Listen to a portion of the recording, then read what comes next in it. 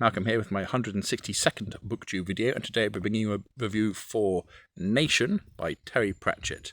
This is a standalone, not tied into his Discworld series or any of the other trilogies at all. This is completely 100% standalone, and so if you ever want to try a Terry Pratchett novel and you're daunted by the oodles and oodles of Discworld books, and everyone will say, well, try this one, no, try this one, this is a good starting point, read Nation. This is a fantastic, I suppose, sort of science fiction, fantasy genre setting adventure. It's set on an alternate Earth back in the era of Charles Darwin-ish, set in the Pelagic Ocean, not the Pacific Ocean. Let's look up the proper word for it. We have a lovely map there, and you can see Australia with near Australia and far Australia, so the world is slightly different. Pelagic, yeah, the Great Southern Pelagic Ocean and the islands. So think Moana particularly as a nice example of that sort of setting and culture. And we follow Mal, this young lad who's spent his time on Boy's Island, learning to be a man, surviving, and he's just completed this trial. And he's on the way home to a great feast where he becomes a man officially, and they're hit by an enormous tsunami, and he's the only survivor of his entire people. Simultaneously, on a ship that crashes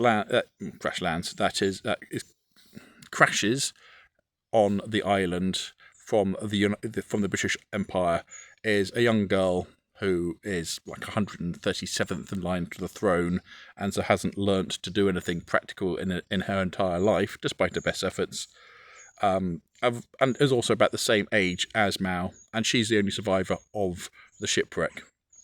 And these two come from very different worlds, very different backgrounds, very different languages, and end up just trying to coexist and survive on this island after this devastating wave.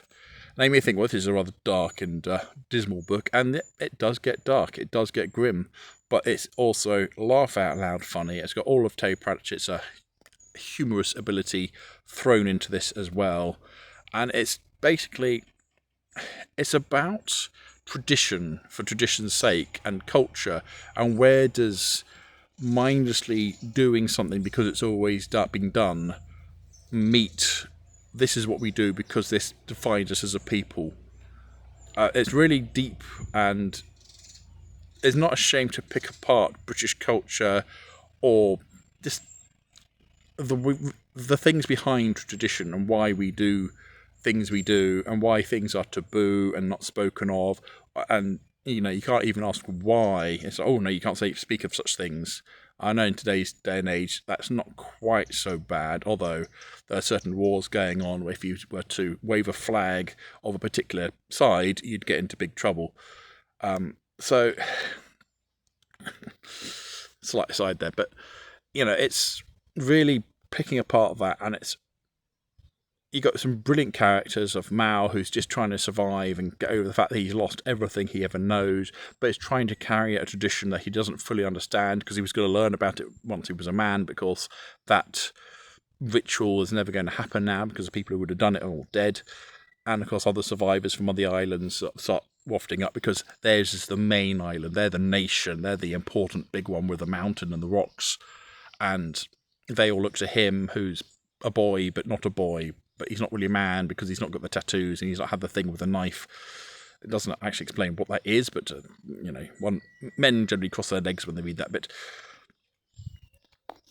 Yeah, absolutely fantastic, hilarious, poignant, grim, but in a, again, hilarious and poignant way. Although it's not always hilarious, it's not always poignant, it's not always grim. It's a good blend of the whole lot, and really really looks at what it means to be part of something, whether it's a culture, whether it's a society, whether it's a country, and just what it means to be part of something. I can wax lyrical about this all day. It is a absolutely fantastic book. If you only read one Terry Pratchett, which is why would you, read Nation.